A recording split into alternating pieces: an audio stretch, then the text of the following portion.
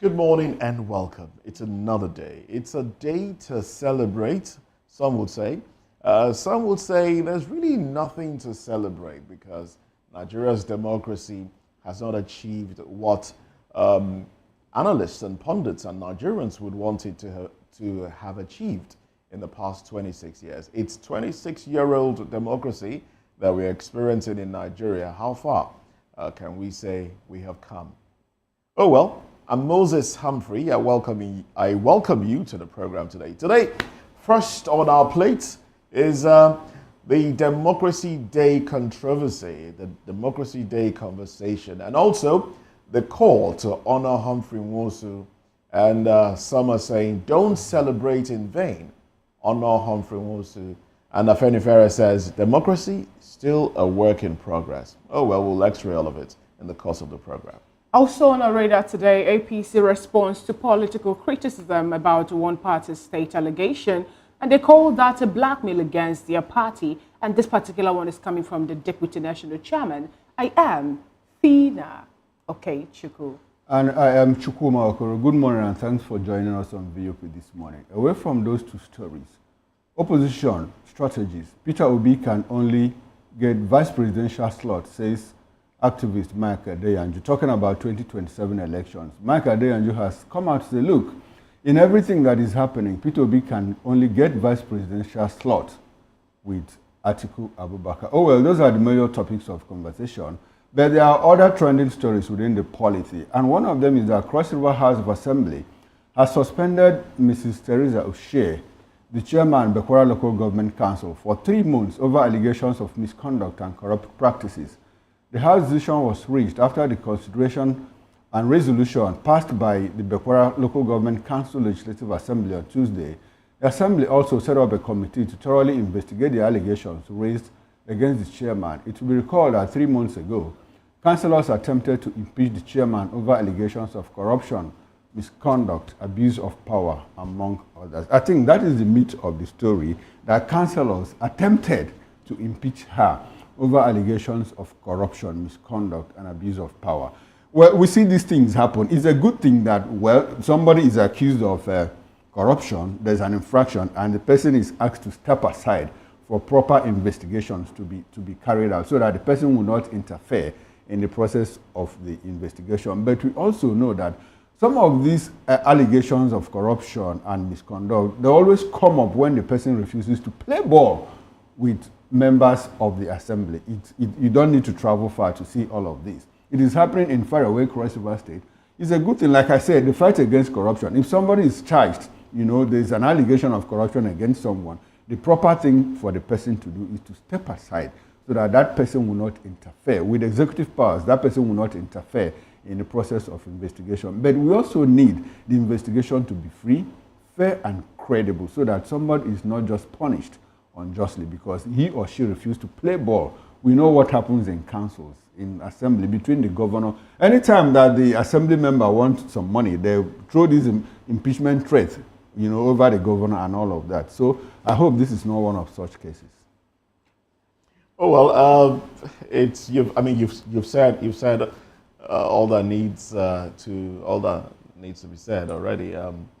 Let the process be transparent enough, and her accusers also, the motive, there should be an independent body looking into all of this. So just in case there might be some foul play or some intention for foul play on the ground, that's coming from her accusers as well. Because in Nigeria, it's very rare to have somebody suspended for corruption. In fact, those that have cried out against corruption have been suspended for crying out against corruption. That's the process. If we take it to the National Assembly, those that have said, look, what we are earning is too much. We shouldn't be earning this much. They say, come on, go home. How can you say we are earning too much? When somebody says the budget was inflated, it was padded to the tune of 2.7 trillion naira, say, who asked you to speak? I'll go home and rest for 6 months. So people are suspended for speaking the truth. But here we are. Someone is suspended for an accusation of corruption. Well, let's see. Like I said, let the process be transparent enough and let her accusers also be scrutinized in all of this. Talking about transparency on this particular story, I think the deputy chairman of that particular local government, Mr. Ogun Odama, also calls for, a clarity whenever they want to carry out this, look into the allegation of corruption, misconduct, and abuse of power against the principal, And then, and someone said something on X yesterday, the person said more chairmen will be suspended. With the revolution of how much they are being paid, I'm talking about local government are being paid, their chairmen are being receiving now from federal government, from FAC allocation, more will be suspended because it's not everyone there that will be out to play to the gallery of the governor, especially the persons who believe that when you get this money, you'll still bring it back again to them. They will not give you the latest stipend they need to give you. What are the local government chairmen? No, but have they started receiving the money direct from the CBN? That is just the thing. So we're having that they have 12 billion, I believe 12 billion naira is what they are being allocated to. You remember that Sarah was still asking Central Bank of Nigeria to tell us how much exactly is it that the local government chairmen are being paid. 774 of them in Nigeria are being receiving, as the case may be. But when you look at this particular story, it's not far from what happened in Edo State, where the 23 local governments there were being, the governor, the chairman there were being suspended by the House, saying that there were issues of misconduct, abuse of power, and all that. Yeah, it took Nigerians to talk about how possible is it for people who are being elected by Nigerians, by their fellow constituents now, to wake up, and you wake up from wherever place you're sitting to say you're suspending them because of allegation of this or that. Yes, we know that we actually want them to be out so that they will not, come in the way of proper investigation. But all the same, let it be that whatever thing is it that these investigators are going to be looking into will have a personal vendetta attached to it, or a personal interest from one person or another playing its way out in this particular case. Suspending a chairman for misconduct. I hope a governor also should be suspended, or a governor also should be impeached for not telling the people, or for not utilizing the FAC allocation, which we know have been increased since this present administration took to office. The money that have been given to for them to run the state affairs. I hope they can also come up, or the state of assembly in all the states that their governors are not doing well can also come up to say that they are impeaching the governors for misusing or the abuse of power in the state, or for their misconduct also. I believe that's when you get to that point, that's when we know we are ready to fight corruption. But this time around, I think maybe is a case of cherry picking. Away from that, the Ohanaeze Ndigbo Youth Council Worldwide has condemned the alleged killing of an Igbo trader, Blessing Eze, at the Ifo market in Ogun State by a gang reportedly posing as government agents after she refused to pay 1,500 naira religious levy.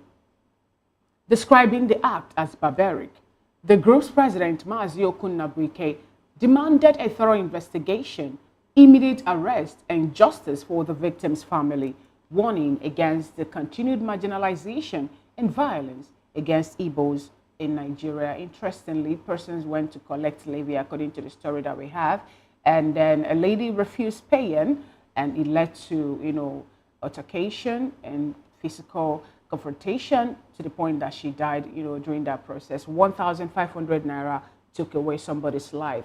And one will ask, what is really happening in Nigeria? Is it that we now have a little as with 1,500 naira? Not that she's a thief. She didn't steal the money. They say she refused to pay money. And no one actually asks, how much does this woman make in that particular market? Does she really have the 1,500 naira I refuse to pay?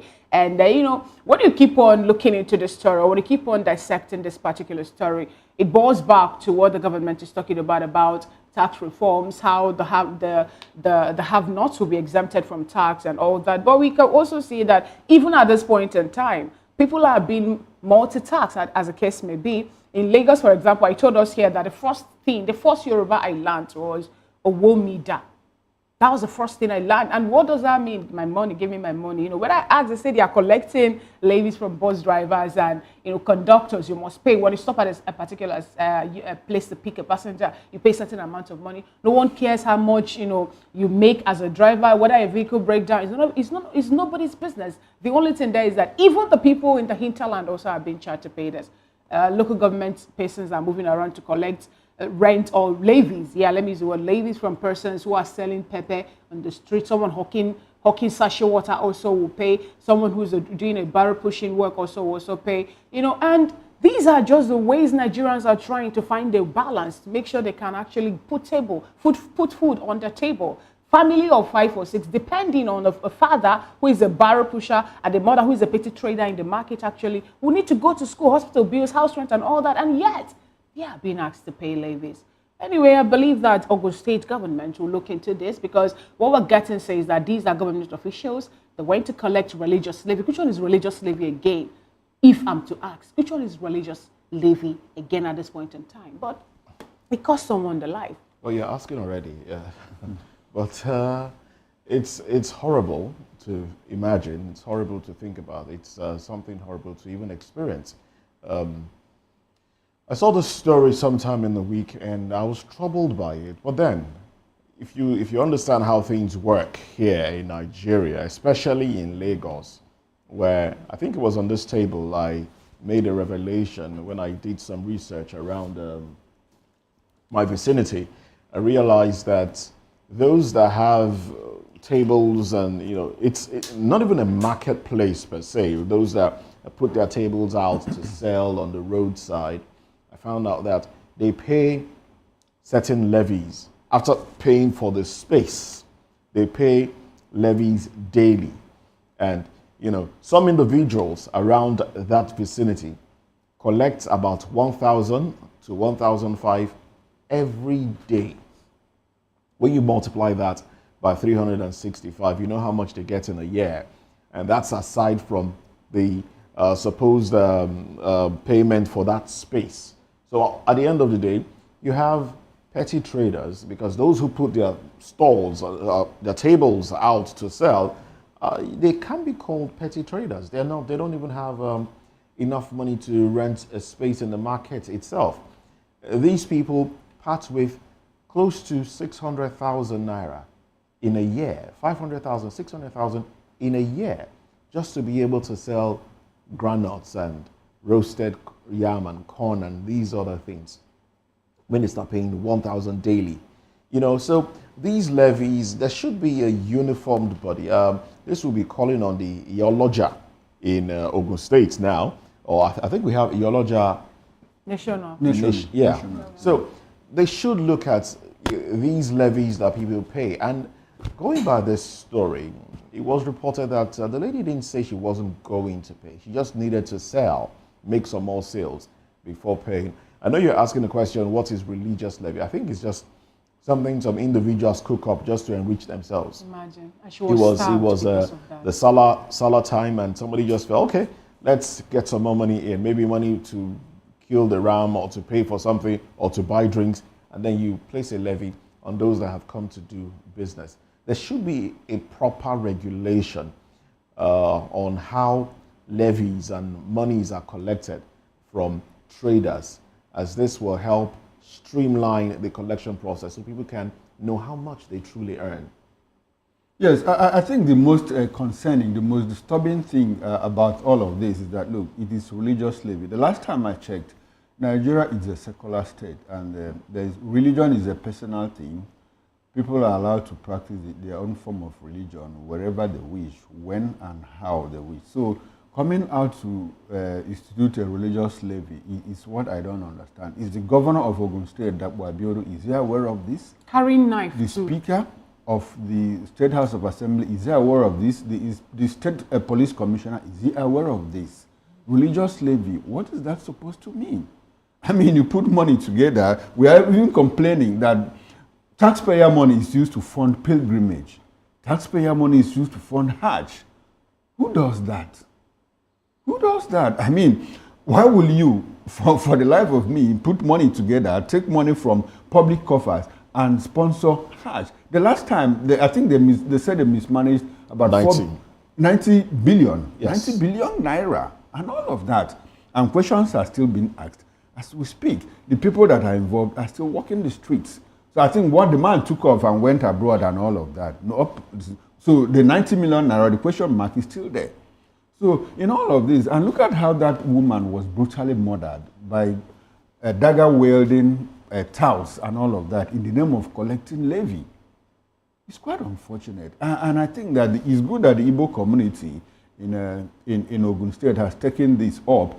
But away from that, it shouldn't be about the Igbo community. It should be about humanity itself, because it could have happened to a Yoruba woman as well. It could have happened to an Hausa woman. It could have been an Efik, Edo woman, or any Nigerian for that matter.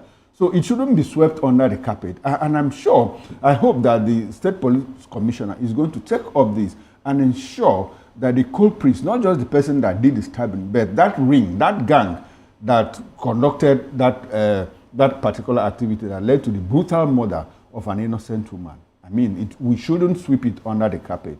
Quite unfortunate, very unfortunate. Well, my heart goes out to the family of that woman that who knows what they are going through now. Father, children, and all of that. It's quite unfortunate. Quite unfortunate, I must say. Oh, well. Let's go on to another story now. Nasarawa state government has refuted the allegation of harboring attackers of Benue communities as alleged by Mark Bila, a former federal lawmaker from Benue. Now, this is contained in a statement by the Special Assistant on Public Affairs to Abdullahi Sule of Nasarawa State.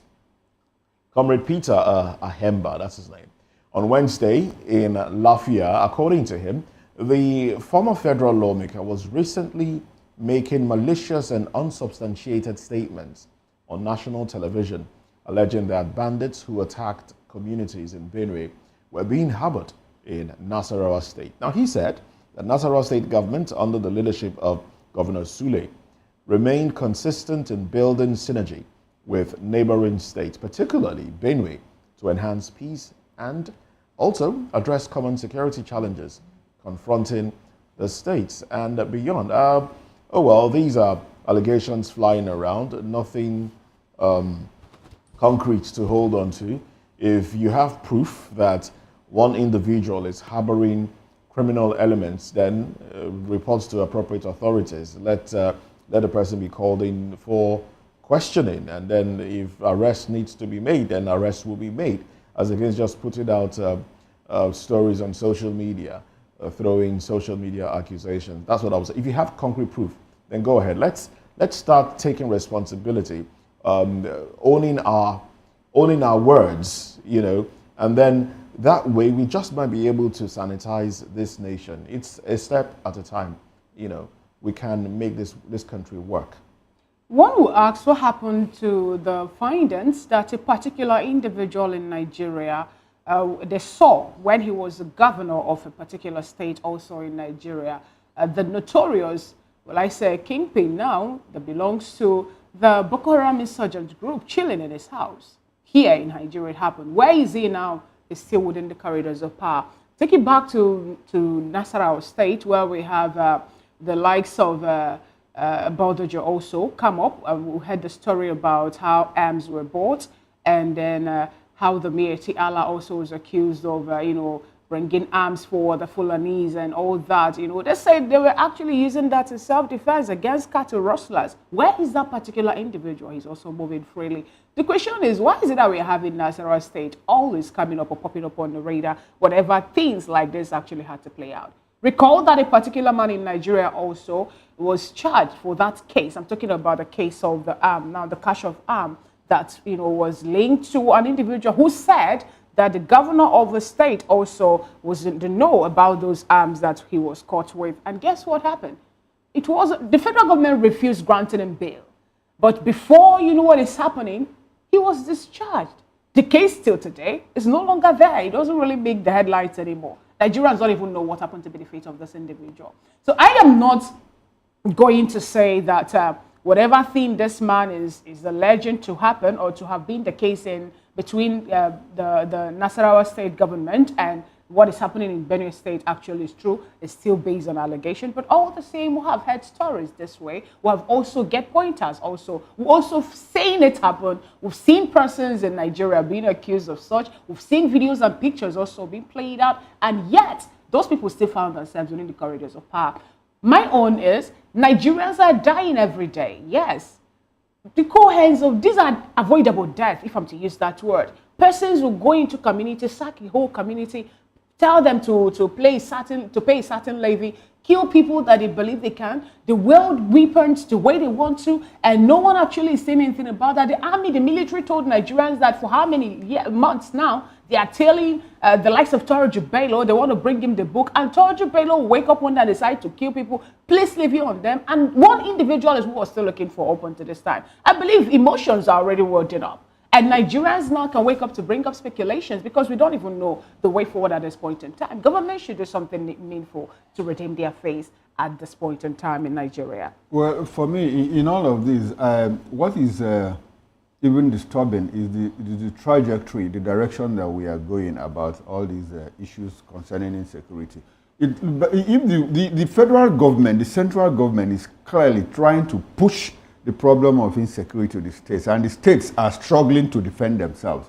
Is Benue State Governor saying something today? It's a Nasarawa State Governor saying another thing tomorrow. And Borno State Governor says, look, these are my findings and all of that. And in all of this, the central government, like I said, is trying to scapegoat. They are shirking their responsibility. See, insecurity, terrorism, these are federal offenses, and there is no way you can reduce them to the level of states. There's no way you can reduce them to the level of states.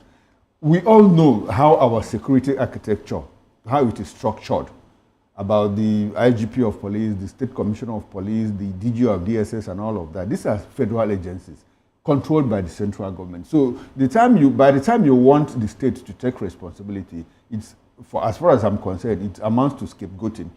What is happening now, like the person in the House of Assembly, former member of the House of Assembly, what he has done is simply to provide a lead to the intelligence community. If he says that, look, Nasarawa State is harboring people that attack Benue, he has information. We shouldn't be told all of this. The security agencies, the intelligence community should approach him so that he will provide the lead. The other day, Zulum said politicians and people in government are the ones sponsoring insecurity. Intelligence community should wade in, step in, and know from him, how much of this do you know? How much information do you have? Ojuzo Kalu said the same thing and the other. And we are arguing. What kind of argument is this between Nasarawa and Benue State? This provides a lead as far as I'm concerned. And that's all I have to say about this matter. All right, now that's all. That's that's all we say. That's okay. What's going on? Well, that's it for trending stories. Let's take a break. When we come back, we will be looking at headlines. There's a reason the president chose not to address the nation at 7 a.m. He will be addressing the nation from the National Assembly at noon. Probably there's something in the air because I don't know why I'm stumbling on my words this morning. Oh well, join us again shortly. We'll be going through the papers.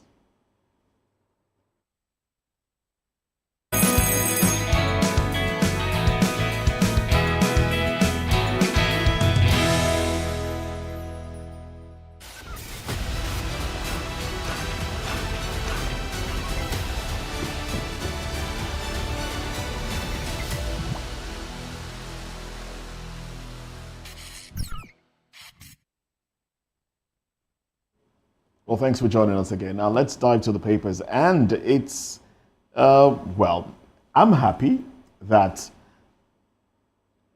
now we can have headlines on the cover pages, because prior to this time, you would have the commissioning of projects in the FCT covering the papers are making money. Good for them.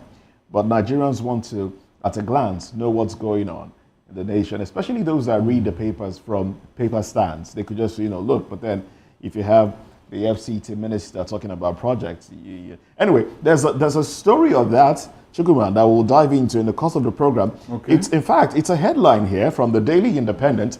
The headline is, it says, spending 39 billion naira on ICC renovation, outrageous. And that's coming from CUPP. 39 billion naira was spent on the International Conference Center to renovate the International Conference Center that now bears the president's name. That was built with 240 million naira.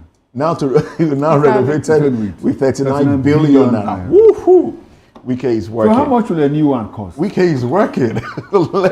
let's take some other headlines from the Daily Independent as well. The window headlines here: Nigeria risks losing billions of naira in agro-processing as smuggling policy flip-flop persists. Afenifere reiterates call for restructuring state police. Naysayers can't distract me from serving Nigerians. Tinubu declares industrialization can't flourish without good roads. Says APC will gladly welcome Wike when he decides to join. APC will gladly welcome Wike when he decides to join. That was taken again for emphasis. And some other headlines here. FG says no final decision yet on $5 billion Aramco oil-backed loan. I think that story broke yesterday. Air Peace accuses Ashomole of disrupting flight services. Coalition to sack Tinubu in 2027 bound to fail. Wike. Please, Wike. Poor sleep habits increase dementia risk. NAD warns Nigerians. Reinstate Fubara Bode George tells Tinubu why Tinubu supports leaders like Mba by First Lady. All right, that's an editorial piece. And then the bottom strip headline: Tinubu has on policies that promote eco-friendly tourism in Africa. And yes, that's other bold headline there. I'm just going to take it again. Spending 39 billion naira on ICC renovation, outrageous. CUPP. Well, those are the headlines on the cover page of the Daily Independent.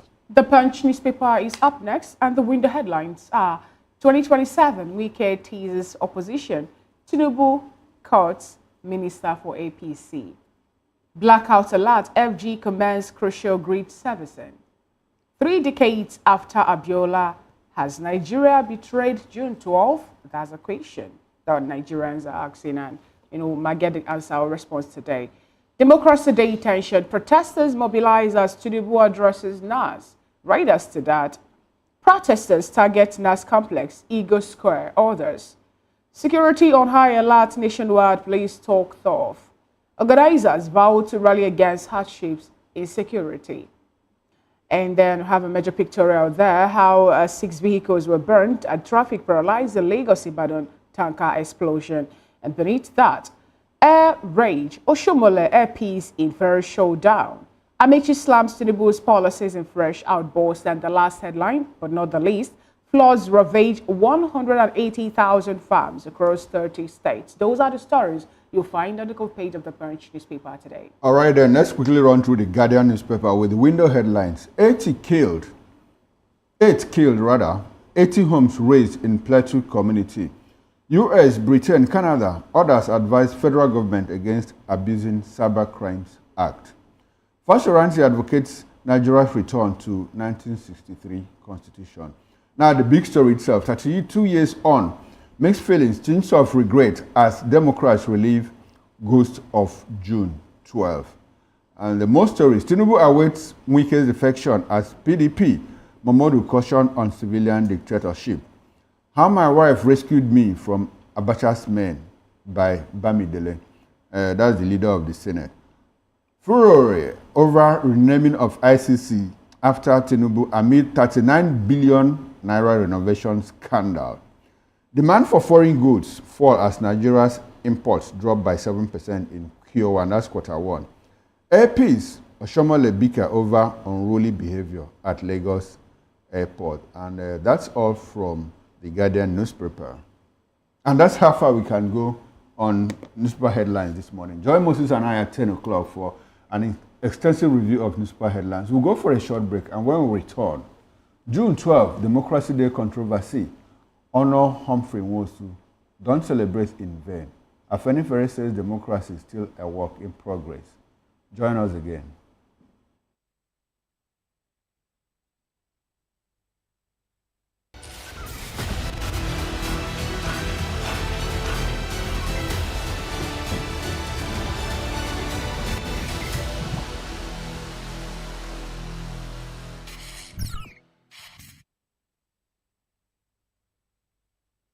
To know the happenings in the maritime sector, join us on the program Maritime Frontiers on VOP TV.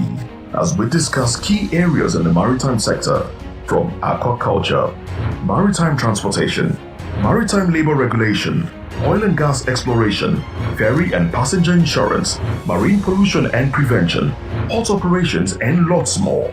Join me on Sundays every 2 p.m. to 3 p.m. on Voice of the People TV. Maritime Frontiers, exploring Nigeria's blue economy.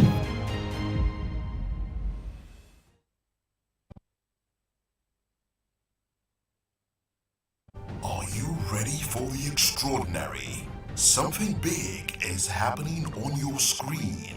Introducing VOP TV. Now streaming on SLTV channel 264. From breaking news to captivating conversations, news analysis, giving you all sides to the story. We bring in-depth discussions on the issues that matter, from politics to sports, entertainment, and lifestyle. VOP TV on SLTV channel 264. Join us as we redefine what television means to you. Voice of the People Television, VOP TV. Now you have more than a voice.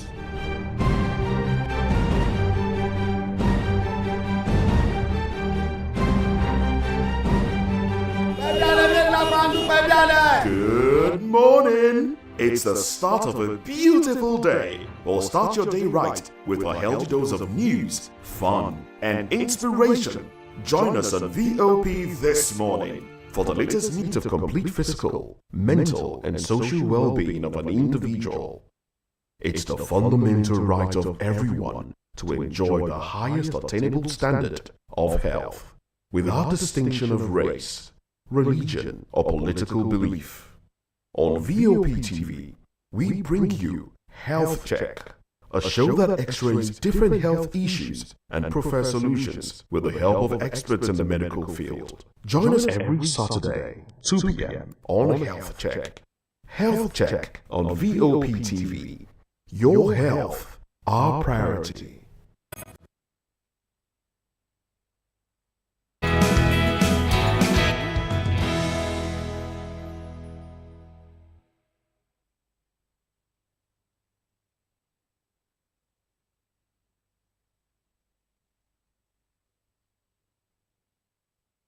Well, thanks for joining us again. It's June 12, of course, and we're talking about democracy in Nigeria. It's Democracy Day.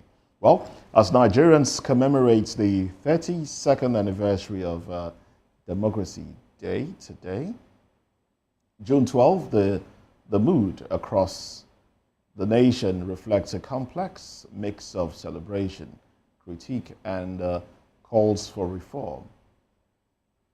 Afenifere leader Ruben Fasoranti, in a goodwill message, described Nigeria's democracy as a work in progress, urging Nigerians across ethnic and religious lines to unite in addressing the nation's challenges. Now, echoing this, the Indigo Intellectual and Cultural Development Organization, NIDO, has called on the federal government to correct historical wrongs by posthumously honoring the late Professor Humphrey Nwosu, who played a pivotal role in Nigeria's electoral history. Well, Nigeria is also celebrating 26 years of uninterrupted democracy. We have with us in the studio Dele Fanimo, who is a seasoned reporter and a public affairs commentator. Good to have you join us. Good morning, everybody. And of course, it's an honor to have Dr. Ganiu Oluwashola, Managing Partner, KJB Professional Services. Thanks for coming on the program. Thank you for having me. I'm good seeing you in June 12. Good seeing you in June 12 as well. And you look dressed for the celebration. But the president has said it's going to be low-key, so I don't... is there somewhere where... Relative, right. Low-key is relative. Okay. Spending 10 billion is low-key. Spending 10 billion? It's low-key in some quarters, and another 1 million is a low-key for some people, depending on the person saying low-key. Okay, doctor, are you dressed for the celebration or for the protest? We are both dressed for the celebration. You say the suit is like a presidential suit. Because I think there's a protest going on somewhere. I didn't see that coming anyway. From Port Harcourt, we're also joined by Barrister Arachukwu Ogbonna, who is of course, join in the conversation. Let's establish contact. Do we have Barrister Arochukwu Ogbonna in the building already? Barrister, good morning to you. All right, then. So we'll get back to Barrister Ogbonna in the course of the program. So, Dr. Ganyu, Yes. it's Democracy Day. Some Nigerians have said, look, is there really anything to celebrate in Nigeria's democracy? Some will say Nigeria as against, developing democracy or having a democratic rule has tilted more towards civil rule. There's a bit of difference from the one from the other. But in your broad analysis, how would you describe our journey so far as a nation? 26 years, uninterrupted, 26 years. Let's leave the other ones that were interrupted.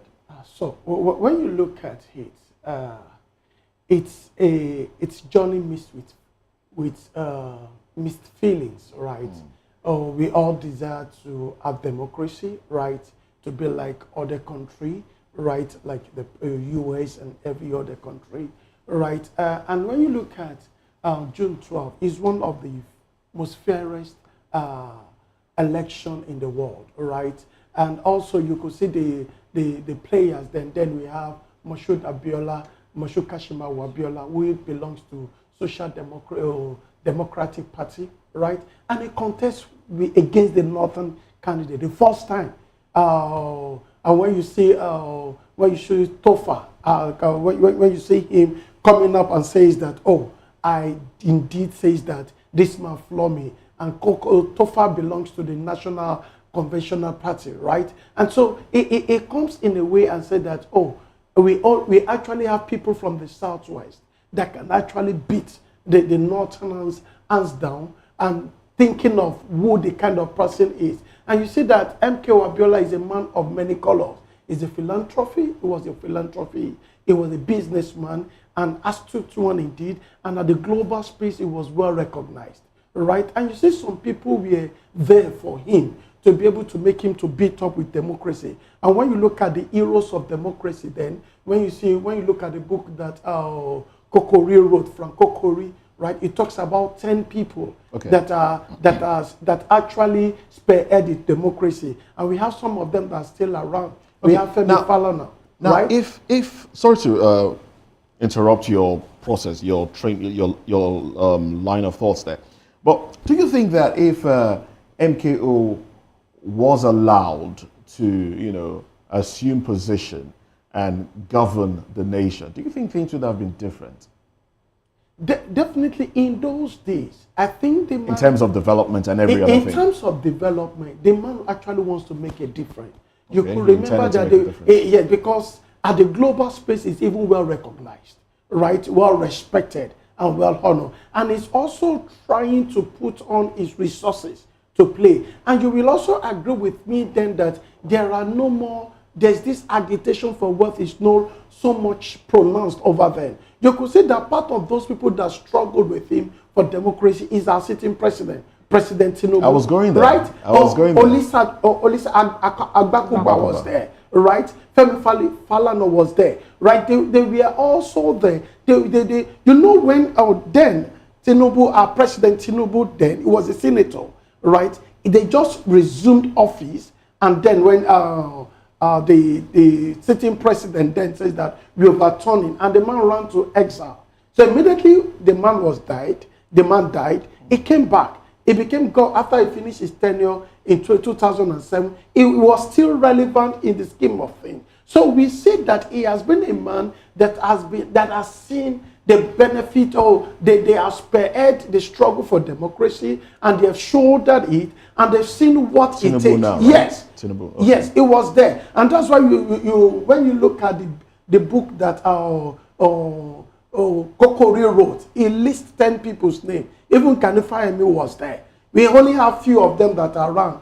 Agbakoba is still around, right? Falana is still around, right? He lists them there. So the thing is that, and you will see that these people saw it, and they saw how Moshood Kashimawo Abiola, how he fought for democracy and is almost clinching the power, right? And we expected that he will make a difference then, right? Those are the full expectations. Do you think he would have made a difference? I think he would have made a difference because he actually wants to make a statement, right? Because he actually wants to make a statement because he wants to let them know. And you know, at that space, right, when he sees his contemporary at the other side of Nigeria, right, the way they are ruling. So he wants to make a statement that with Nigeria, we can do well. You could see then he was introducing free education, right, and trying to ensure that, oh, Nigeria itself come up strong, right. So because of what, and this are one of the platforms when the sitting president was brought to view, saying that, oh, he has seen it all, and we expect things could come up better. Okay, so now a protege of Abiola is now the president of Nigeria. That's talking about Tinubu now. And then he even borrowed Abiola's campaign mantra, hope. Abiola's campaign mantra was hope. Tinubu's campaign mantra is renewed hope. You know, and Nigerians felt, okay, this is going to be, you know, the actualization of what Abiola was deprived from giving us. You know, the free education, like you mentioned, and a few other things. But does it seem like democracy today is going the way that Nigerians would have expected it to go? Are Nigerians enjoying the benefits of this democracy? Do you think Nigerians are, you know, looking back to the Abiola era to say, look, should we, you know, would we have had it better then? Or would Abiola also have gone the way that Tinubu is going, saying that they worked together? You know, some Nigerians are playing with these thoughts. What are your thoughts in this regard? My line of thought, when you see those people that stood for Abiola thing, and we still have some of them around, like Wole Soyinka is still around, right? Olisa Agbakuba is still around. And so these people believe in him. They trust in his ideology, right? Okay. They trust in his, and you could say that is vice them Baba Ghana Kingibe, right? Yeah. You could see them that they are fully matched and they have intentions, right? They have intentions to do well for the country. And you could say that even in the process, the wife, we lost his wife, right, of Kudirat Abiola, we lost her, right? So we could say that these are people that they would have used it as a platform to make us, you know, we are trying to transit. We are trying to transit from the military rule to a civilian rule, right? And it's trying to make things better to show that indeed democracy is what we needed in Nigeria, right? And when the election was upturned then, and with what we are seeing as a replica of democracy now, people are now even saying that we prefer the military rule than the democracy, which is not true, right? Because when we see that there will not be freedom of speech, and when you look at can you say at this point in time that we're having freedom of speech? Can you say at this point in time that Nigerians are reaping the fruit or the dividends of democracy with all that is happening in Nigerian space? Because we have been ruled over time by military, so our politicians have actually imbibed that actions, right? And try to rule in a similitude way with the military rule. We are appreciating the Tomiland Bridge now. Who did it? It was during Babangida that it was done. After that bridge, who else did a bridge? No one did it. They have the second Niger bridge in Delta and Anambra State. In Anambra State. After, it is now a former military president that came to do it. Then look at now what the, I won't say rascality, that our former labor leader displayed at the airport yesterday. Well, we can't. Right? Let's not delve into that because he has his side to the story. Airpeace has their side to the story as well. Right? It's the same society. Okay. With that action would have deprived others from meeting up their appointments. So that could also be like a military Bohaha, right? Okay. So these are things I said that most of the, and now when you see some people talking now, and they say they come into now I think the DSS now they're wearing a very good cap now. Okay. Before now, if Party Tommy is coming now, they would have picked him up the airport. They And the said they were DSS gonna said they pick would him not up. do it. Okay, They said they okay, won't do it. All right, thank you, Before we Dr. proceed, before you go, let's the Oshomole Bruhaha at the airport. Airpeace have said, look, he obstructed, but Oshomole is also giving his own side to the story. He was held up for like 5 hours. All right, and then there's a lot to that story. I think we are going to talk about yes, we'll all talk of that about all during of the that newspaper much review. later. Okay, so let's bring in Mr. Afenifere into this conversation now. We are celebrating June 12. We are in a celebration mood and all of that. And a lot of people are saying, do we have democracy? Others are saying, You're no. not too sure if you can say you are celebrating. Nigerians are celebrating democracy. We Nigerians are celebrating democracy. And people are saying, are we really democratic? Others are saying, maybe we are not. Now, in all of this, we have the Afenifere Renewal Group that has come up to say, look, Nigeria is a work in progress. Nigeria's democracy is work in progress, like any other group, like any other country, that is making progress towards whatever they call the promised land, renewed hope, or whatever. But a few days ago, we also had a faction of the Afenifere, the same Afenifere, say that, look, we are clearly not practicing democracy because of the clampdown by this administration, Cyber Security Act, and all of that. So I want to ask you, in all of this, if we have divisions between one association, two factions, and they are saying two different things, how much of that helps to build the democracy that we are talking about? Well, the Constitution guarantees freedom of association.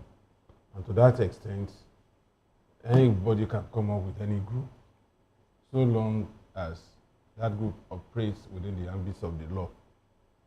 And in this case, in fact, there are three factions. You have the YC, Yoruba Council of Elders, that is almost moribund now. At one point in time, headed by Dr. Olajide. You have the other Afenifere group that was, until now, headed by Pa Adebanjo.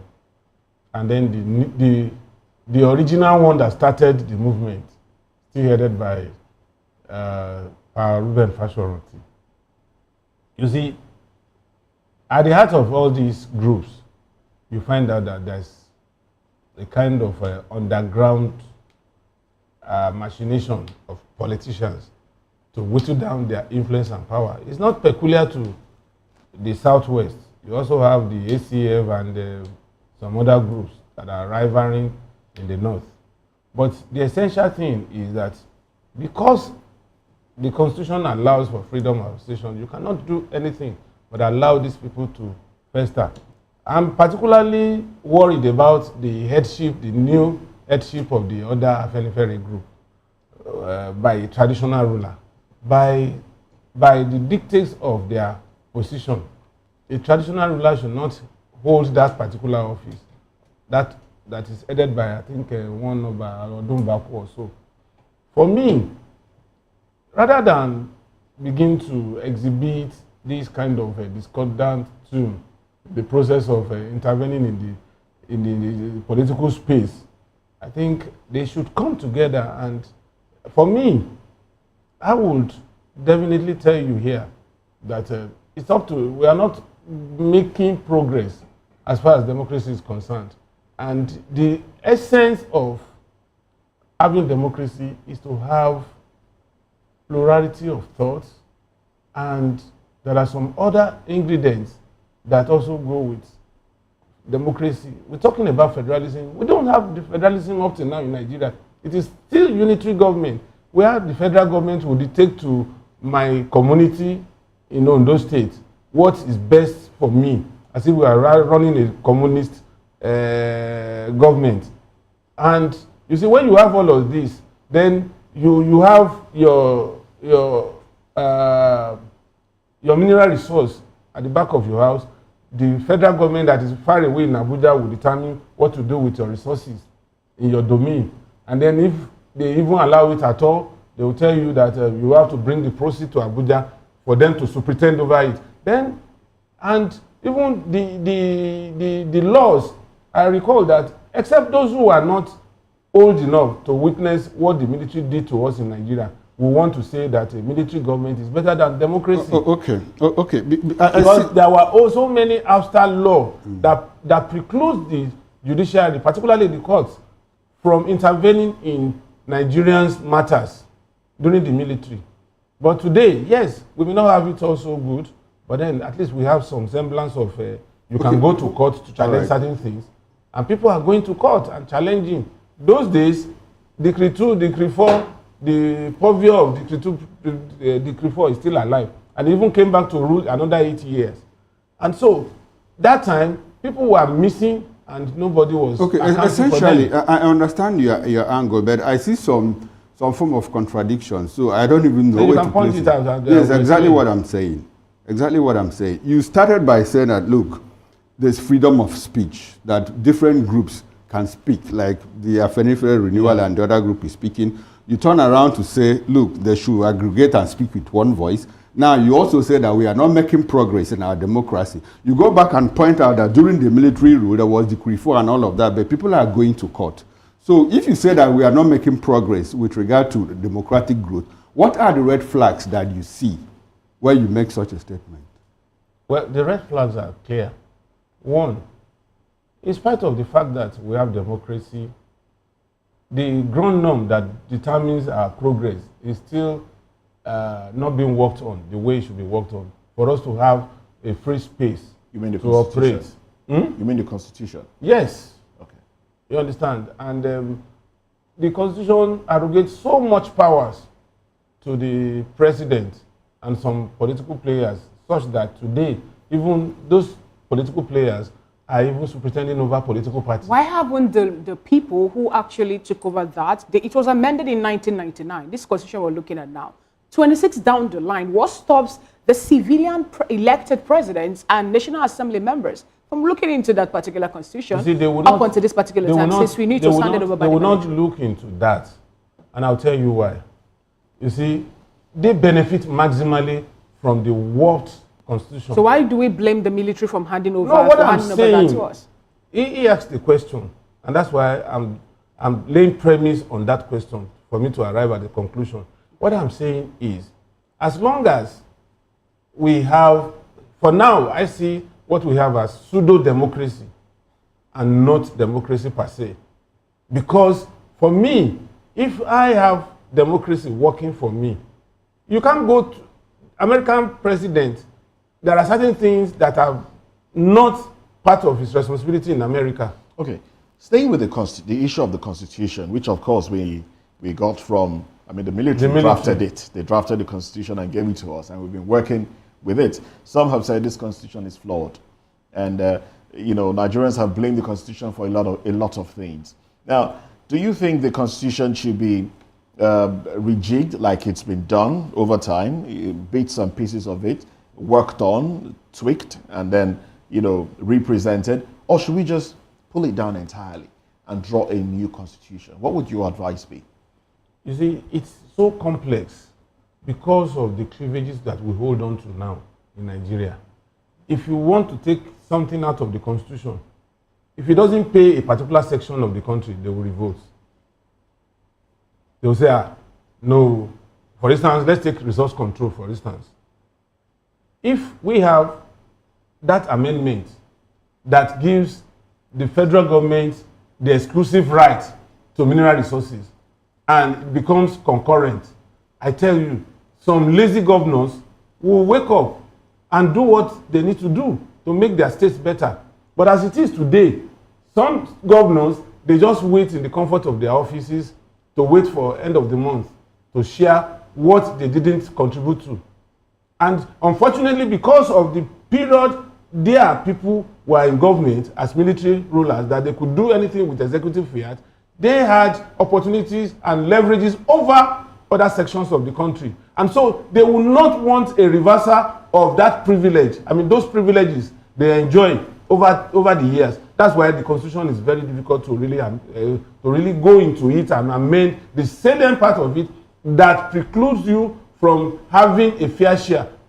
During the regional government, the Southwest was thriving, the Southeast was thriving, the North was thriving at different pace. Okay. You know. All right then. Well, as we, you want to go? I needed to ask, I think I've have that conversation with Mr. Fanimo before now. So I need to get your opinion on this now, Dr. Oluwasegun. Nigerians are talking about democracy. You made mention of what happened in 1993, the election that happened, MKO Abiola, and how the military took over and all that. Then some persons today said that Nigeria should not celebrate the Democracy Day until the particular man whom will have given this particular credence of conducting the most free and fair election in Nigeria is being immortalized. What do you have to say about that particular call from the NDIDO to, for Humphrey Nwosu to be immortalized? I agree with you 100%. The professor should not be underplayed. Yeah, some school of thought says that he didn't finish his work. And he said he completed his work. And so who will now challenge the sitting president, who is General Sonia Bashir then? He has completed his work and he said that this is a winner.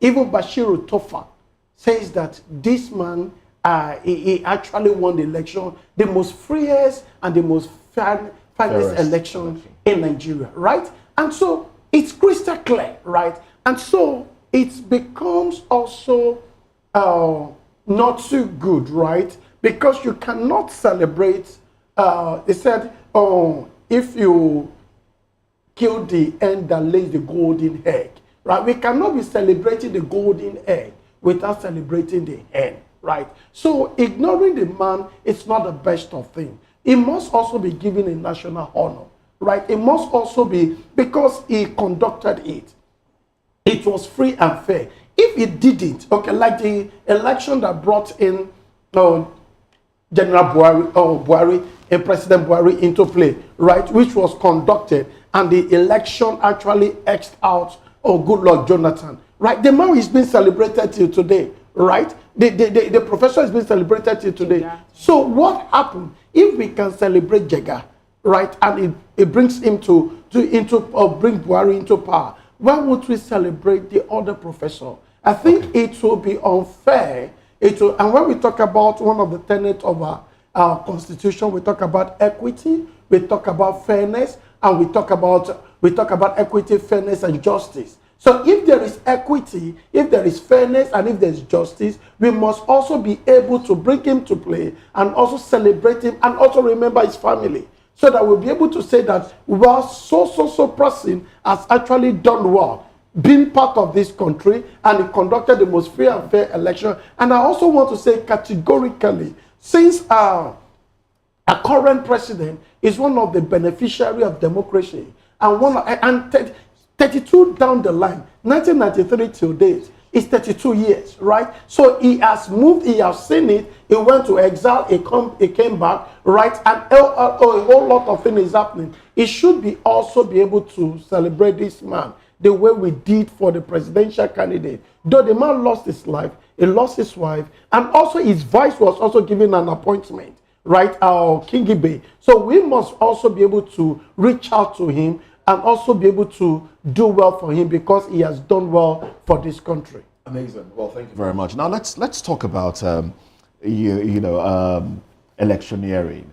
There was the introduction of BVAS, IREF, BVAS, and Nigerians were jubilant, like, yes, this is it. This is what we've been waiting for. This will make our votes count. But we saw how that went. Not so good. And there were excuses here and there. Talking about the usage of technology to better our elections, do you think there's something that we could have done differently? Do you think there should be a reintroduction of something, or should there be some sort of, constitution or whatever that will compel electoral body to abide by the usage of what has been introduced? Some have said, if you're liking the BVAS to option A4 was even better at some point. So that's a brilliant question. But do you know that system is built for man? Man is not built for system. We can build a system, and if we decide that the system will not work, we can frustrate the system from working. If there are no sanctions, if there are no people used for deterrent, right? Okay, I've heard about an organization that they put in a time in, a clock in, And so the staff says that, oh, you want to use it to monitor, and they pour salt on it, and those things stop working, right? And so it costs the organization more because you know that, oh, go and buy another thing, we will stop it working. Look at what happened at Lagos about the expressway. A full-blown tanker that got into fire, right? And all life was lost, vehicle was burned, property was destroyed. The aftermath is still on the road there. And when you look at the late 70s and early 80s, tankers like that, they don't move on the highway. They move them through train. They ensure that all this, everything, the oil and everything, they are moved through train, and our train are more mobile, right? Then our industry are working. So a lot of them, no armed robber can attack a train unless you want to lose your life. Yeah, so they could blow up the rail tracks. Do you see it happening then? But now it's like a coalition, right? So now, because I have an interest, I have a lot of trailer on the road, a lot of trailers on the road, and I don't want my business to be subvented, so I will prevent the system from working. Do you see that? So you're saying that's what's happening with the introduction of, definitely, because of technology. Let me also give you, in my line of work, we talk about control. You put control in place to be able to safeguard the assets and the wealth of the management, right? And so you ensure that two people does not collude together. They do not collude together to ensure that the control is broken. So we have a two key. Take for instance in the bank, we have two keys to enter into the vault.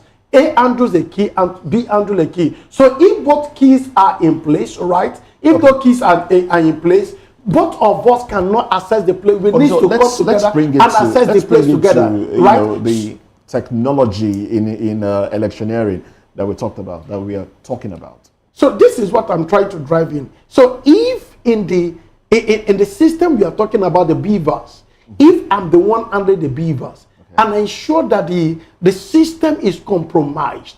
Remember, it's a system. There's an elementary thing about computer then. We talk about garbage in, garbage out. That is GIGO, right? If I ensure that anything I feed into the system, it satisfies my selfish interest, I will ensure that what passes through it works. So if I do not want it to work when you are having it, that is when I have it to see there's a glitches, right? And you could see now that because of our election, they've introduced a law, one of the most potent things that's glitches. Before now we don't talk about glitches. So when we are even talking on phone, I say, oh, there's a glitches in the network because it has introduced more potent word to run. So I think we have to agree and we have to come together and say that this must work.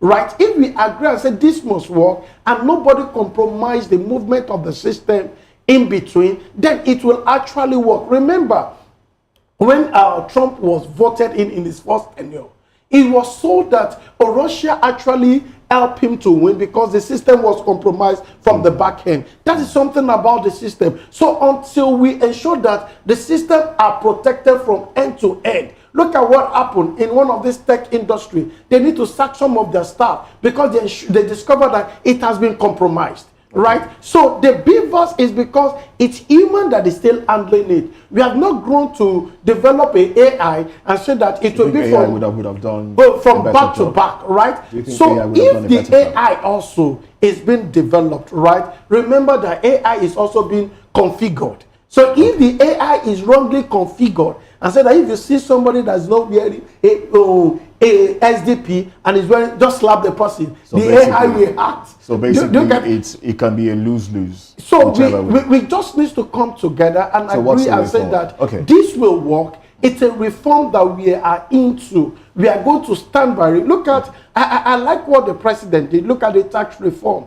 He stood his ground that it will work. Despite the bohaha and the strategy, and everything, the kind of drama they play, it was signed, right? It was passed into law. He's just waiting for him to assent it, right? That's democracy because there was a debate around it and Nigerians got educated from all of the debates. In the long run, did it work or not? It works. So if we decide, it's just like someone said that if our policeman wants to work, they will actually work. All right then. You need to get to Lekki Tollgate today. You will see our people fully armed, our policemen, and you see some beautiful vehicles around that place. You think that, oh, that's another place. So if we can have a strategy for things like that. We are good in producing policies. We are good in producing strategy. But the question is that, do we have the capacity to monitor it, to see it through, to ensure that it works? But if actually we want the beavers to work, we will make it work. All right, then let me pose the same question to you, Mr. Afenifere. Technology, it hasn't worked for us so far. What can we do differently to make it work? You see, there was a booby trap when INEC introduced beavers and IREF. But many Nigerians didn't see that coming. But before I go into that, let me also quickly go back to the immortalization of Humphrey Nwosu. We don't need to appeal, we don't need to plead, we don't need to begin to raise issues around this man. He's an exemplar. I mean, he was an exemplar. He stood his ground despite high risk to his life after conducting that election. And he was very innovative. He brought about the Option A4. It was never done anywhere. He was the one that created it. So give it to him. He did very well. And he was ready to go on to announce that result at the risk to his life. And even before he died, he confirmed that MK Abiola won that election. So for a brave person like this, the only thing you can do for generations coming, because history will be replete with what he did at that moment in time, in hundreds of years, as long as the world exists. So the only way to encourage others to toe that line, to be courageous, to be resilient, is to give honor to this particular man, even as posthumous award to him, so that his family, his generations that will sit on that INEC chairmanship seat would also know that if I do something differently, I will be applauded, and maybe in my lifetime, not when I am dead. So that's for the former, was it NECO then? NEC. Okay. Now, coming to the booby trap I told you about, many Nigerians, including myself, didn't know that IREF and beavers were operational tools. That is not a compelling tool for INEC. And that's why nobody could go to court. It was written there clearly that this is an operational tool. I might decide to use it, I might decide not to use. So it was neither here nor there. But we didn't know. That was why we were insisting, no, IREF must work, beavers must work. It's just that's the booby trap. That's the booby trap. If it was enshrined in the Electoral Act that anything that deviates from the usage of IREF and beavers is the result of that particular process is null and void, INEC would have been compelled to use. And where they didn't use, you could go to court and get reprieve. So going forward now. So going forward, if there is going to be any innovation as far as electoral process is concerned in this nation, then we must cast it in iron, such that it will not be according to the whims and caprices of whoever is saddled with the responsibility of making it work. That is the only way. Okay. All right. Before we leave this conversation, I want us to come back to June 12th. June 12th of then and June 12th of today. Like the End Bad Governance, hashtag End Bad Governance group said they were going to mount a protest today, to protest bad governance, hardship, economic decline in the land. And I understand, if the producer can put up the picture, I understand that people have gathered under Ikeja Bridge, and they look at the picture. The protesters are not just in Ikeja here, but in different locations across the country. Let us now interrogate the role protests play in trying to help us strengthen our democracy. Let me stay with you.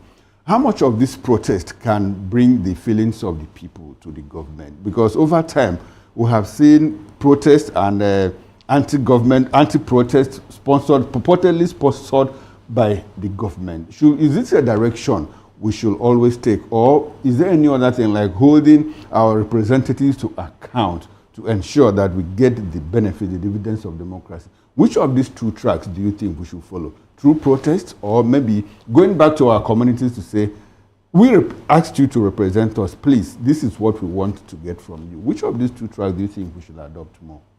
See, it would be crazy for anyone to do things consistently over a period of time and you expect the different results. Okay.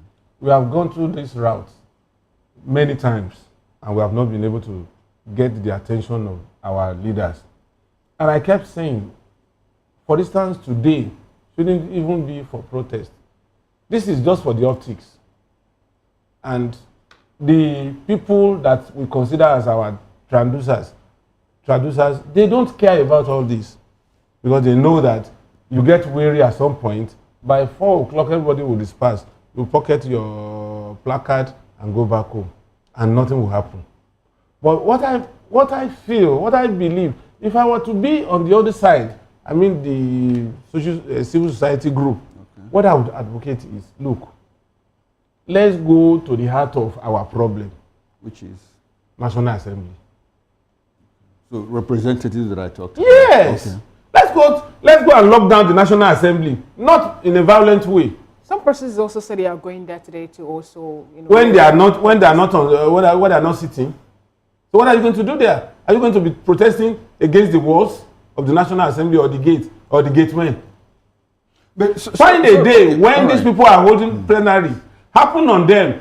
Don't make any wahala. Don't make any trouble. Just sit down there. Nobody goes in. Nobody goes out. Okay. It's curious it's difficult for some people to understand. While you are doing that at the National Assembly, let your compatriots that are in the different states also occupy the state assemblies. Okay. And then when you are doing that, then let people go to their constituencies and begin to denigrate them.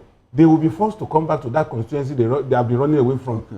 Because as soon as they get to the National Assembly, they don't come back until 6 months to election to come and buy Tekena pepper and all that to bribe people and get their way back to the National Assembly. All right. But the Constitution gives them the opportunity to have office in their constituency. So you can go there and go there and lay your grievance. But up till now, we don't have some. My worry is this, when it looks like the value of protests have clearly diminished in Nigeria, but it is still the same protest that we used to push the military back to the barracks. So what happened? Now, those days of the military, I was active participant.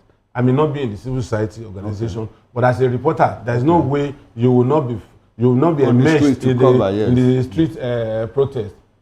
You see, while people were on the street at that time, there was a group of intelligentsia that were also working within the country and outside the country, piling pressure on the military, such that when people are on the street, some people are also pressing buttons, using diplomatic approaches and all that, so that even when you want to run out of this country, there is a way that you'll be cornered. And if you are within the country, you have that feeling that you have to watch your back. Not necessarily trying to kill anybody, but when you know that even your family members are afraid that, look, if you don't do this thing right, it can come back to us. And that was how we were able to chase the military.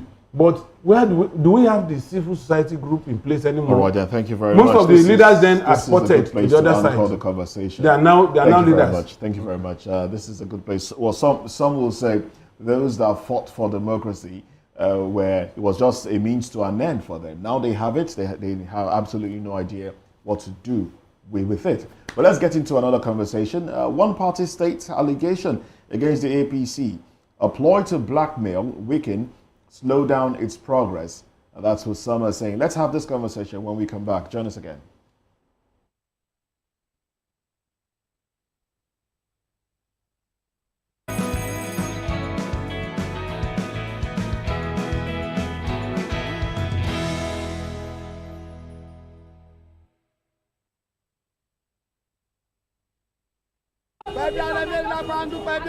Good morning. It's the start of a beautiful day. Well, start your day right with a healthy dose of news, fun, and inspiration.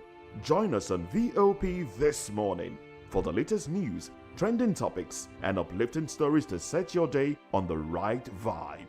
From news and current events to lifestyle and entertainment, you are covered. VOP This Morning, 8 a.m., Monday through Friday.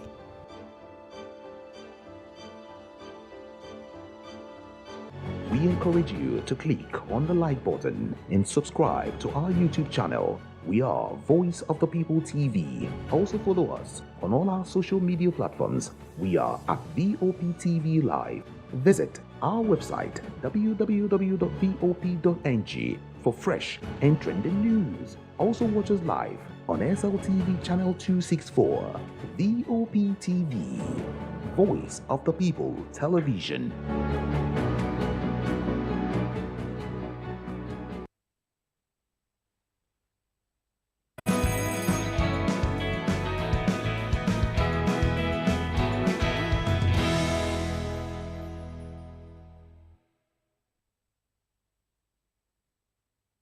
Thank you so much for staying with us. Still VOP This Morning. The Deputy National Chairman, South of the All Progressives Congress, Chief Ima Enoko, has dismissed claims that Nigeria is drifting into a one-party state as baseless blackmail aimed at weakening the ruling party. Speaking in Enugu on the backdrop of Nigeria's 26 years of uninterrupted democracy, Enugu said the APC has upheld democratic values by allowing free association and political expression, insisting that opposition coalition have failed not due to suppression, but because Nigeria recognizes the APC's effective governance. Enugu credited President Bola Tinubu's leadership as a unifying force behind the APC growing dominance, describing him as the embodiment of a winning coalition, driven by patriotism, progress, and vision. He praised the administration's focus on economic revitalization and regional development, asserting that the APC's performance continues to attract widespread political support, reinforcing its role as a beacon of success in Nigeria's democratic journey. We still have with us in the studio Mr. Dele Fanimo, seasoned reporter and VOP TV in-house social and political analyst. And also we have beside him Dr. Ganiu Oluwashola, who we told you earlier happens to be the Managing Director, KJB Professional Services. And thank you so much, gentlemen, for being with us. Always. We sincerely appreciate your time. Now, let me start off with you now, Dr. Oluwashola Ganiu. Here we're talking about one-party system again.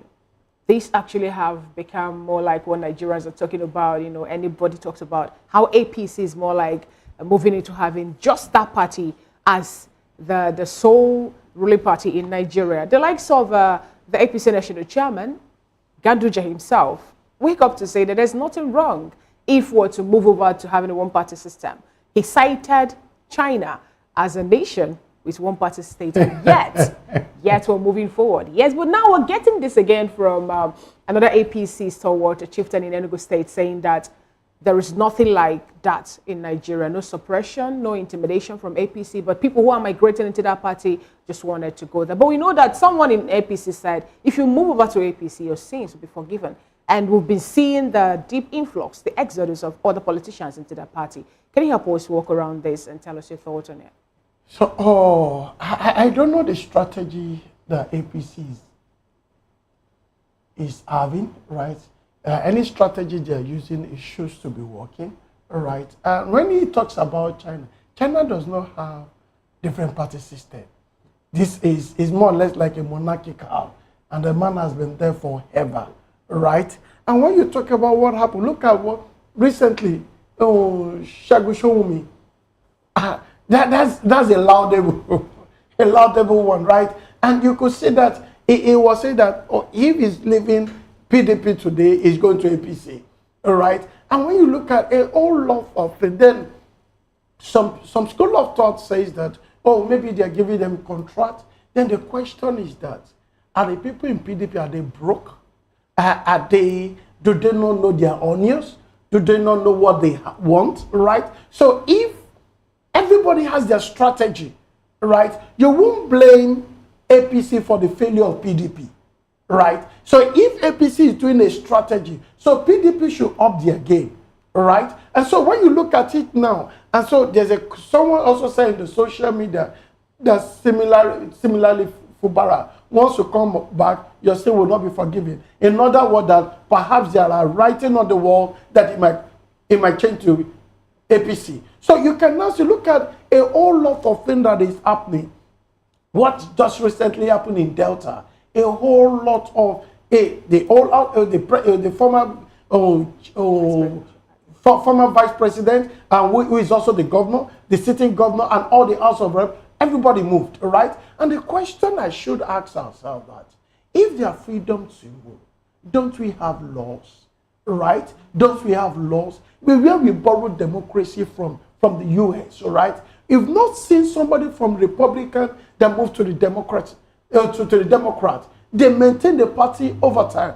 And we also have a decision, a verdict, a ruling one indeed by the Supreme Court, which has not been overturned, and which was the case that happened in Ondo State, right? When some people moved from a political party to another political party, and the Supreme Court gave the verdict and said that they've automatically lost their seat, right? And so if they knew that it was their own personal popularity that earned them that seat, they should go back to the poll, right, and check their popularity. So if the citizen elected them back based on their individuality, then it shows that they have the capacity to move. So if not, that they've automatically lost their seat to the next person. And so with that also what Fubara was using for those 27 people that defected. And those guys came back and said, we did not defect. We were just playing games, all right?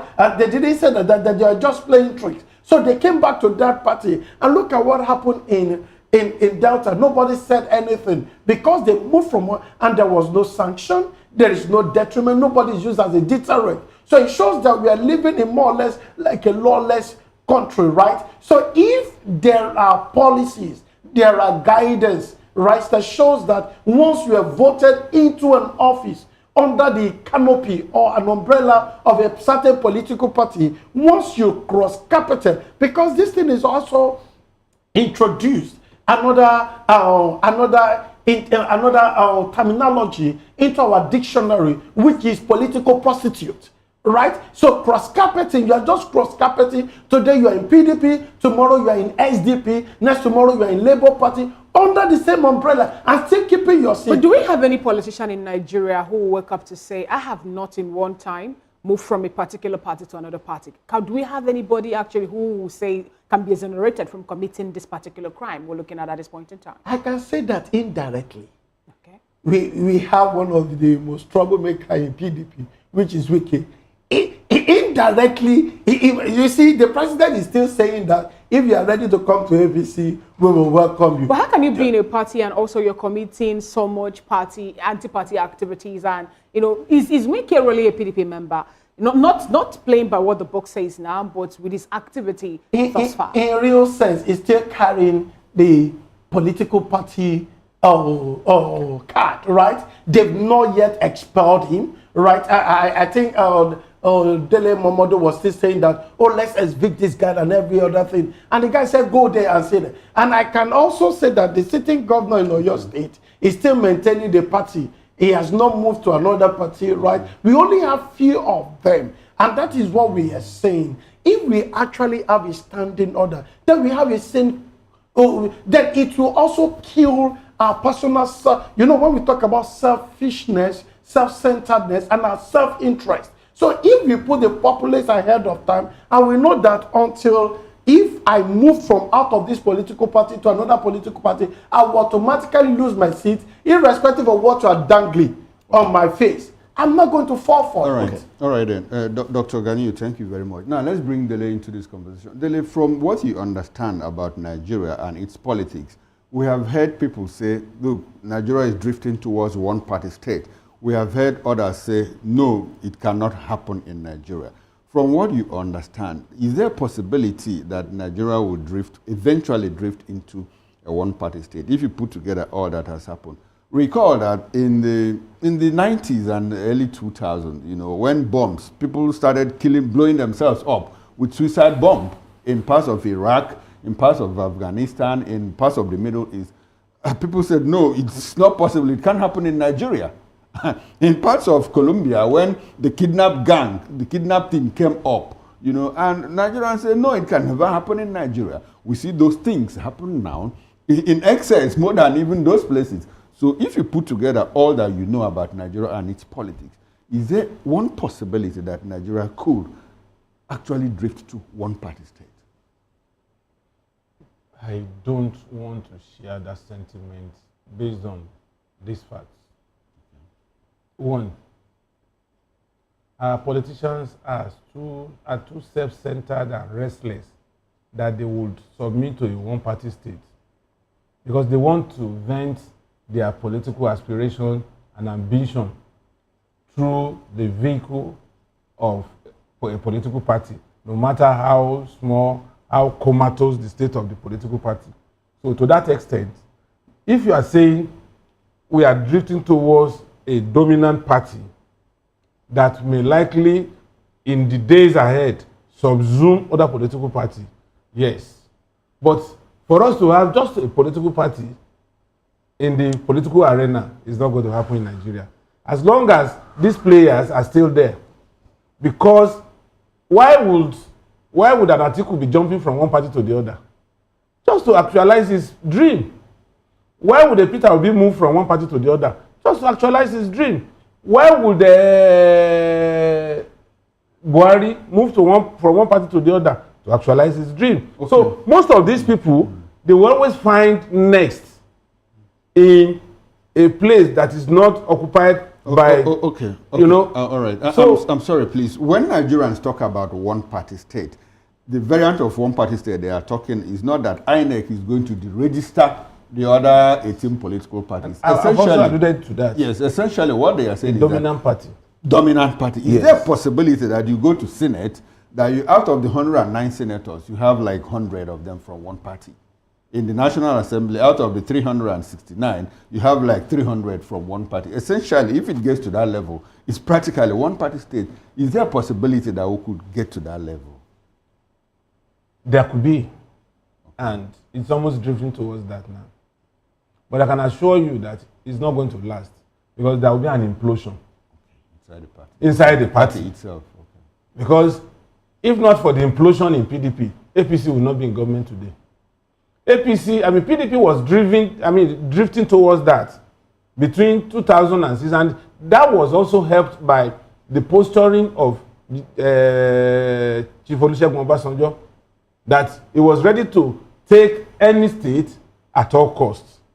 And that was why, after he left office, some states were taken back from his stronghold. So they would try, they would enact laws, they would woo, cajole, and do all sort of things to make sure that people come under one umbrella. But eventually there will be an implosion.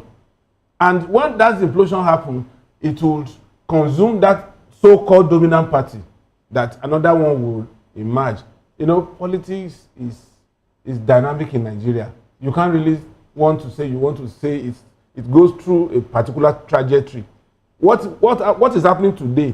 You may be surprised that a new party may spring up next year that would even phase out APC.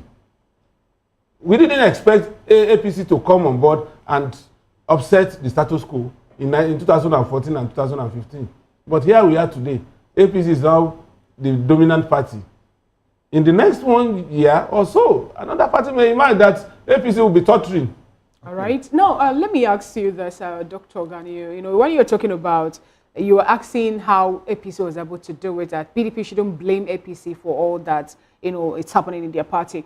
This particular APC chieftain made a statement. He said that the economic and also revitalization program that this person administration have carried out, both regional and national, is one of the things that can actually speak for the party, saying that all the policies that the Bola Ahmed Tinubu's administration put in place is what is attracting widespread political support for this political party. Do you also align with that particular line of thought? Do you think that that is just what is playing out? Or are we seeing a different thing happening, you know, on the ground that is not really coming up? Okay. You know, every other person has an entitlement to their opinion, right? So especially when you are there, you need to be careful of what you say, right? And when you look at what happened in Delta, right? Delta discovered that the man is reading the handwriting on the wall, saying that, oh, the coming election, he might likely not to win. So the best way for him to do is to swing to the ruling party, right? So it shows that it's not about the development, it's not about the achievement, but it's more or less of what am I to gain in the system? What is there for me? If I clutch on this political party, will I still remain relevant in power? Look at what happened to Fubara. Fubara is almost fizzling out. And now you could see that because of one or two meetings he meets with the sitting president, right? You could see that the sitting, what they call it? Sole administrator. In the state is already talking about a coming back, which means that he's already eating with the elders. So he knows how to eat with the elders. So you could see that these are things that, and because people in the political space, they need more relevant. Because if they are not relevant, what perhaps one or two things they've done could be bring to book, right? Look at what is happening the current one now. There was a rumor we have that Afenifere might likely come to the ruling party, and we also have that Peter Umba is still also warming up, right? Also, there's rumor there that Caleb is also coming, right? So when you look at all this, and you see that rumors are spring up from discussion here or there, and we slip into people's hands. Sorry to interrupt your train of thought. We are running out of time. Just two quick questions. I think I'll ask one after the other. Though. If the significant people in political parties align with the APC, whether or not we have other individuals in other parties or in the parties trying to fight back, would you still consider that some sort of one-party arrangement? If the governors, the House of Assembly members, the majority of them align with the APC, would you still consider that a one-party arrangement? We won't call it one-party arrangement. It's strategy. Look at, if you're a good fan of football, right, and you belong to Arsenal, right, you want to win all the game, right? You want to clinch all the football. So that is life. When you see a good strategist, you always see chess on their table. You play chess, they think, they zip. So right. Basically, the president is playing chess with the future of Nigeria. Not playing chess with the future of Nigeria. It's just strategy. Once I can get enough people by my side, then I can weaken the opposition party. How beneficial is the strategy to Nigerians as a whole? So, and average politicians are, in real sense, they don't think of you in Nigeria, right? Okay. They think of, okay, how do I remain in power so and remain it's about them. relevant, right? Okay. And when you see also policies, take for instance, when the tax reform bill is going around and the governors of those states discover that this policy is not going to favor them, not the citizen, favor them, they turn against it. So you can now see that when we separate, until we separate self from the country, until we become selfless, that's what we call being a patriotic Nigeria. And when you see countries that are well developed, take for instance Dubai, that are well developed, their leaders came up and said that because their leaders were selfless. So until we have selfless leader and says that, and look at and give it to Trump, he said American first. Until you come up and say that Nigerian first, irrespective of what happened, my citizens are my people. They are the one I'm going to take care of first. Then every policy we pass, which shows that Nigeria is the center of it all. And do not forget, even if the sitting president have a good mind of it, he has people working with him. If those people working with him does not mean good for him, indeed, in real sense, his good policy might not even turn out to be a good policy. All right, talking about the president, one more question for you, Mr. Afenifere. Is the president acting like the father of the nation if he goes to commission a project and he says, look, I'm waiting for when you come to my party so we can join you in singing, as if they sweet them, if they paying us?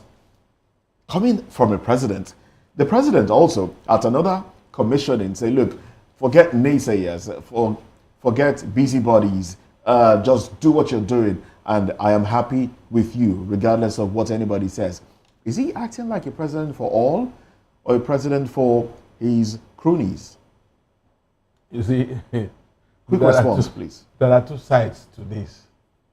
The president as a party man, and the president as occupant of Aso Rock. At the point of saying those things, that UK should come to his fold and leave PDP, he was actually playing politics. He was not doing governance. Regardless of the venue of that statement. Because every politician, they know that it's a game of number. The more, the merrier.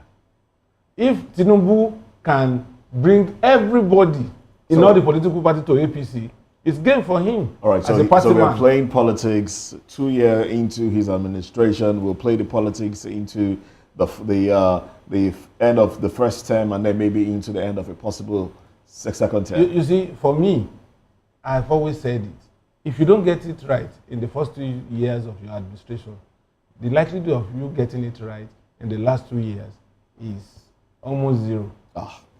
All right, then. Well, let's get into another conversation now. Peter Obi can only get vice presidential slot, says activist. Who aligns with his thought? Who agrees? Let's find out when we come back. Join us again.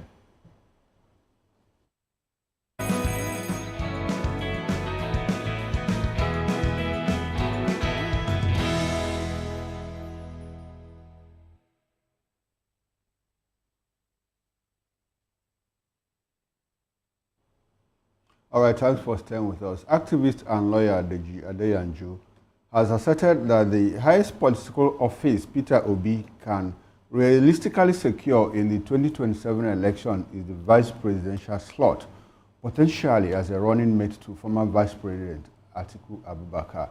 In a post on X, Adeyanju argued that northern politicians currently dominate the political landscape and are best positioned to unseat President Bola Tinubu and the ruling APC should a formidable opposition coalition materialize. Well, Adeyanju dismissed the hopes of the obedient movement as politically naive, stating that they are blind to the evolving power dynamics ahead of 2027. According to him, Atiku and key northern figures now hold all the aces, and only a North-led alliance stands a realistic chance against the incumbent. He emphasized that Obi's relevance hinges on his willingness to play a supporting role in the broader anti-Tinubu coalition. Well, we still have in the studio here Dr. Oluwashola Ganiyu and Mr. Dele Fanimo. Gentlemen, thanks for staying with us. Now, Dr. Ganiyu, let me come to you now. I asked Dele a question the other day about the obedient movement. Now, the obedient movement has said, look, anywhere Peter Obi goes, we go with him. And the obedient movement has become a strong force in the Obi's political space. So now, does it look like they are trying to box Obi into something that he doesn't really want to take? I ask that in the light of the fact that some people have said that Obi's body language is disposed, it predisposes him to accepting second fiddle, like vice presidential slots to Atiku Abubakar, but that the obedience are clearly not going to stand with him if he does that. What's your take on that? That's a brilliant question. When you see, let's do a kind of move back to February 6, 2013, right, when it was announced the merger of ACN, CPC, and ANPP, right, and some faction of AFGA, right, that formed APC, right? So, and when they came together, right, you see, it's a strategy. You either win or lose, right? So and if you win this time, you wait to lose another time. So this is the strategy that is formidable.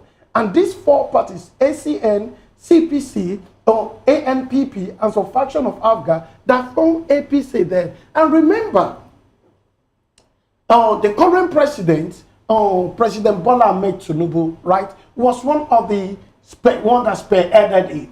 and he actually wants to be in the forefront, right? And they told him categorically and said that, guy, if you run at this time, we might likely not win because it's become Muslim ticket. And the man stepped down, right? And he said, if I give you 2 people, you might either manipulate it. I'm giving you 1. Let Oshibajo go and roll, right? And they clinched the party, right? They won it because these are the people they wanted to be their face.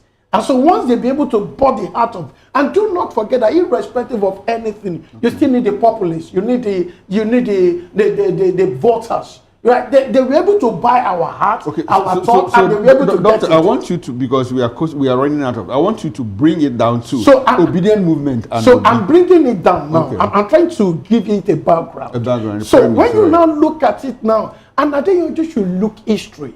This man has actually voted, and when you look at the obedient does not have a structure. They don't have a party movement, and they were able to compare. Even in the election, they beat PDP hands down. They should be coming up, if not for when they look at the parameters. And look at this man is doing well. Why not all of us just bend down and say that let's do what APC did or what ACN, CPC did in 2013, and they come together. Let's allow this guy move. So if we are still, this is what we call about division. And when you look at the strategies, they look at, they are happy, because I can tell you for free, if they did not feel this man, right, and they feel another person, I can tell you for free, the ticket for 2027 is as good as been won, right? They needed some face of people that could fight for it, and so that the sitting party will know that, once we, and this is part of the strategy, they know. That is why the APC start their campaign now, right? Because they are good strategies. So they also must also put on their thinking cap. Right? If the G come up and say that you can be as best as VP, and they create a lot of rancor amidst them, in the long run, Peter Obi, I know, will still keep Labour Party, because obedient movement will not succumb for him becoming a VP, right? It will keep his Labour Party, and PDP will field another one, and in the long run, they will come to where they were before. So I think they should also become strategists. Everybody should shield and come and say that, if I like what Atiku said.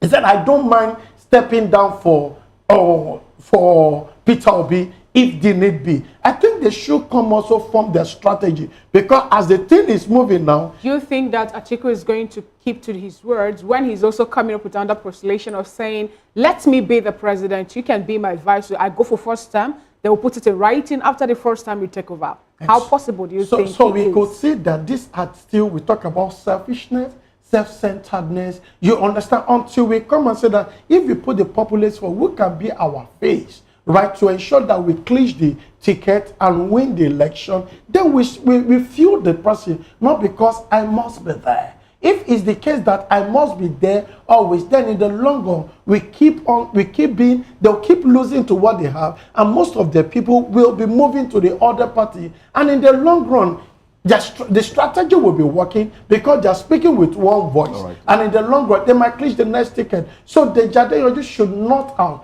spoken like that. They should look for a way to structure the whole thing so that they can have a party that is formidable enough. You could also see historically, it's actually Labour Party that is talking every now and then on the TV. We barely hear words from the PDP. So we should be able to harmonize what they have, harness their resources together, and feel the person they think could stand, and then they should let's test the populace angle and see how they can win for the election. Labour Party is fractured. It's disintegrated because they have 2 chairmen.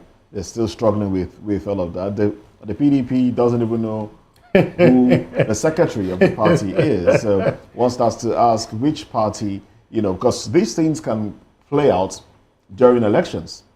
And they can say, okay, we don't recognize this individual, this is the person that we know, and then it will affect whoever runs under either party.